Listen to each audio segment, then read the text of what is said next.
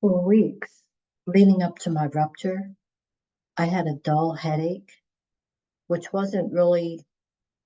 wasn't unusual for me because I was a headache person. I would get chronic sinus infections, upper respiratory infections, and also I had a sensitivity to certain scents, sweet smells. They would give me a headache.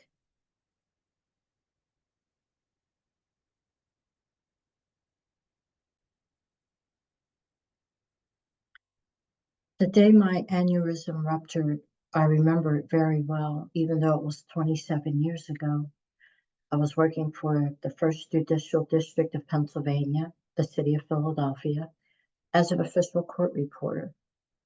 And for weeks leading up to when the rupture happened, I had a dull headache.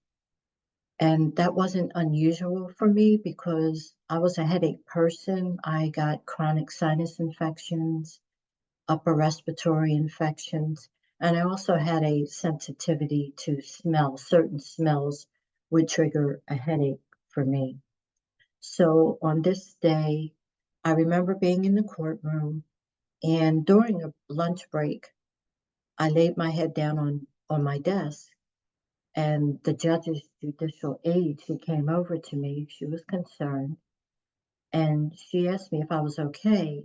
And I told her, I said, I don't I don't feel myself. And I just, laid there during the break, with my head on my desk. So the workday had ended and I was driving home, which was a 45-minute drive on a good day for me to get home. And thankfully, it didn't rupture while I was driving because that would have not turned out very well, not only for me, but possibly for all the other drivers on the road. And we're talking I-95. I-95, as we all know, is very busy, especially during rush hour. So I get home. Actually, before I get home, I'm thinking about what I'm going to do because of the way I was feeling. I wanted to pick up my son first, who after school went to a neighbor's house until I got home. I did things differently that day because of the way I felt. Instead of going home and changing my clothes and, go a couple doors down and pick him up, I thought, let me pick him up first because of the way I was feeling. And that's what I did. I picked him up and then we went home. So I remember being home, and actually my oldest son, who was finishing high school in New Jersey, me and my husband had divorced, and my I took the job with the city of Philadelphia, which had a residency requirement. So I moved from South Jersey to Philadelphia. And my youngest son, who was 7 at the time, he was living with me.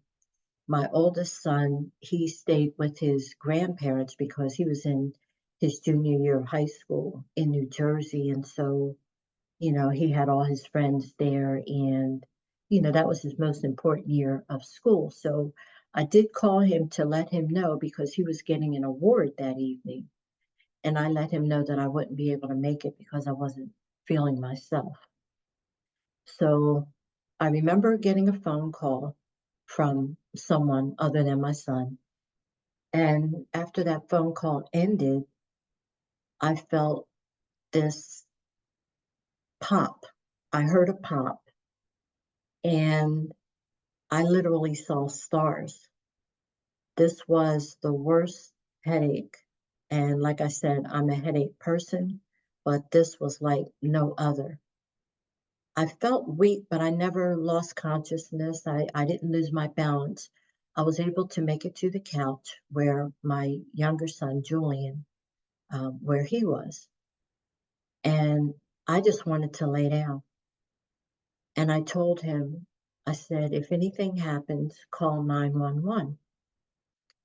So then I noticed the tears started coming down his face, and I knew I had to do something.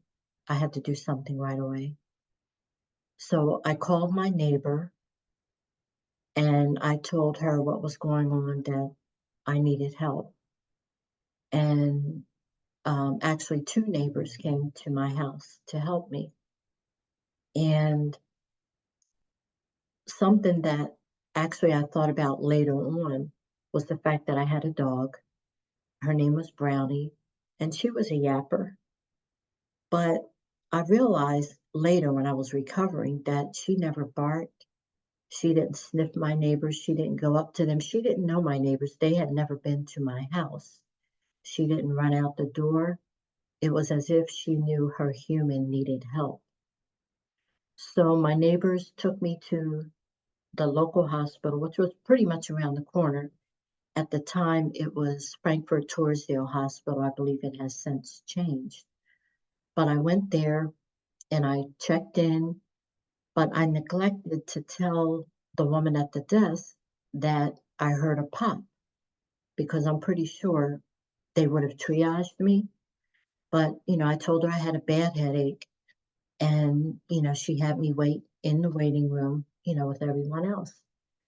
And so I waited and eventually they took me in the back, took my vitals and then they put me on a bed, but there wasn't an exam room available right away. So they had me in the hallway. And, when you have a bad headache, the last thing you want is bright light in your face. And it was so bright. So I pulled the sheet over my head, to dim the light. But then I thought better of it that maybe I should not have the sheet over my head because they may wheel me down to the morgue. So I took the sheet from over my head and eventually a room became available and they, took me into the room. The doctor comes in and, he asked me, what's going on? And I told him, I had this bad headache. But again, I didn't mention the pop. So he gave me a shot of Demerol in my thigh, as if he was treating me for a migraine. And he said, okay, I'm going to, come back and check on you in a bit. And so I laid there and eventually he came back in and he asked me, how did I feel? And I told him, I said, I feel a little better. And he said, okay, well, we're sending you home. And I said, but how come when I massage my temples, it's extremely tender? And that's when he said, we're doing a CAT scan. So they take me into this room, and I noticed there's a lot of hospital staff in the room. And I remember a doctor telling me that they were going they were going to inject this dye in me, and if I had an allergic reaction to it, I could die. So they hooked up everything, and I'm laying there in this dark room, and all of a sudden I hear this applause, and I'm wondering what is going on. And evidently they found the bleed. And so the doctor explained to me that, I had a bleed and that they were going to send me to Thomas Jefferson University Hospital where they could better handle it. And so I never knew anything about aneurysms. I never heard of an aneurysm. Even as a court reporter, we hear a lot of stuff, not just criminal, but medical malpractice. I had never heard of an aneurysm.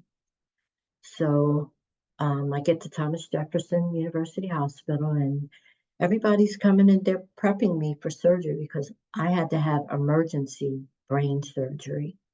They couldn't wait for my family to get there. Everybody's telling me, they're trying to comfort me, which is understandable. They're telling me, oh, you're in good hands, you're in the best hands, which obviously at that time, wasn't very comforting to me because I didn't know what was going on. I just knew it was something very serious. And then a doctor comes in and, he explains to me that, um, what my chances are, which he told me 60-40. And of the 60% who survive a ruptured brain aneurysm, 70% have neurological deficits. And, at that point, I knew this was very serious. And I just, in my mind, I'm telling myself, it's not my time yet. I have a lot more living to do. I'm thinking about my two sons, I'm staying positive and I'm praying.